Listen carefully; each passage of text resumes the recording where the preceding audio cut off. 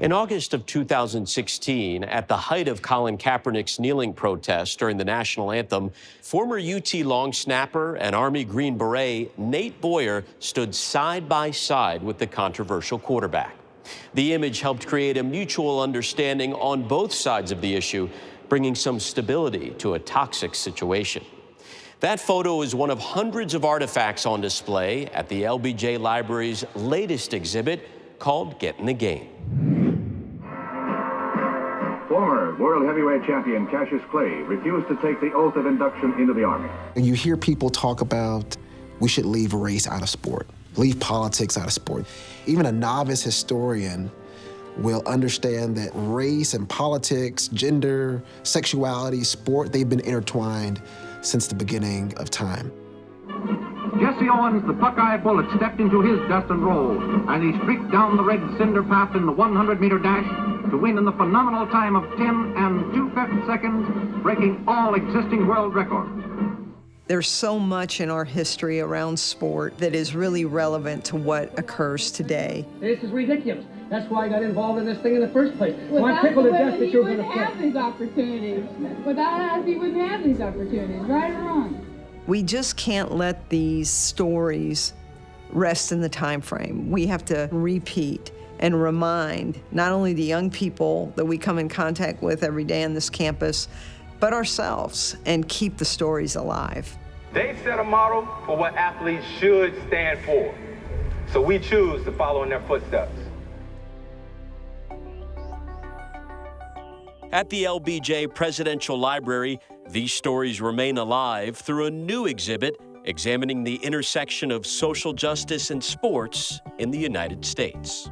It's abundantly appropriate that we would have this exhibit Get in the Game at the LBJ Presidential Library, the home of the civil rights president. I think he would be proud of this. I think he would be proud of the advances that we have made in civil rights and social justice using sports as a platform, which is precisely what Get in the Game is all about. It is as unique as anything that I've seen, and I've seen a lot of exhibits around sport. There's a narrative that unfolds as you have the experience of coming here that is unlike any other. That exhibit had to go beneath skin color. It had to talk about gender. It had to talk about transgender. It had to talk about breaking barriers in order to really become the powerful exhibit that it is. You have Jesse Owens' 1936 diary, the Nate Boyer and the Kaepernick exhibit, all the way up to the Jordan shoes and LeBron, and you see how it's all interconnected. And how much activism did involve sports figures. You remember Jim Brown, Muhammad Ali, Arthur Ashe, his dignity, Serena Williams with pride, and how she just dominates her sport. You look at the struggles that Jack Johnson had, or Jim Thorpe, or Jackie Robinson. These are like the watershed moments in sport, and they're all here. Tying social change to sport is certainly relevant given what is happening today.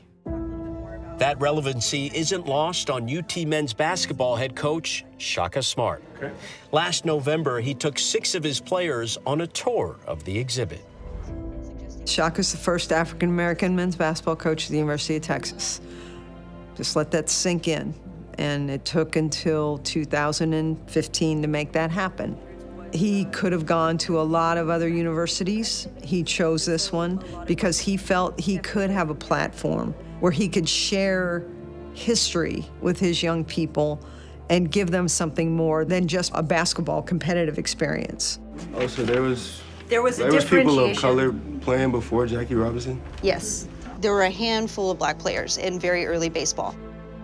Obviously, there's a ton of emphasis that's put on how well these guys play basketball, but we're trying to get them to understand that the growth is really about, first and foremost, their growth as a person, as a human being, and as someone that is part of something much bigger than themselves. For a long time, there was what was called the Negro Leagues, which were well-organized leagues of all black teams.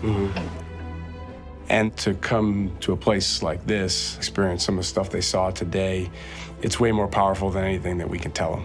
It's the same story that's happening over and over again. And to have that context is really useful when you're thinking about what's happening in your current day world right now around you. See you guys later. It's very important to not dismiss sport as sort of a game of championships and quarters and halftimes and whistles. No, this is life on display, and people actually want to see it and watch it.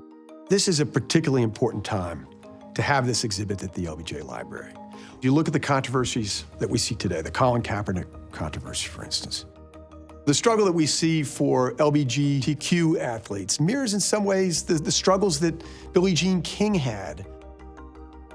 So I hope young people in particular can see that progress is ultimately made. Sometimes it's slower than we would like, but if you look at this exhibit, I hope it gives visitors a little context about the story of sports as a platform for social justice and equal rights.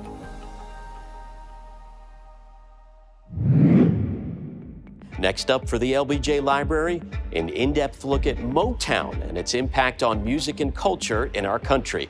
That exhibit is scheduled to launch in the spring of 2019. Thanks for watching the latest edition of What Starts Here.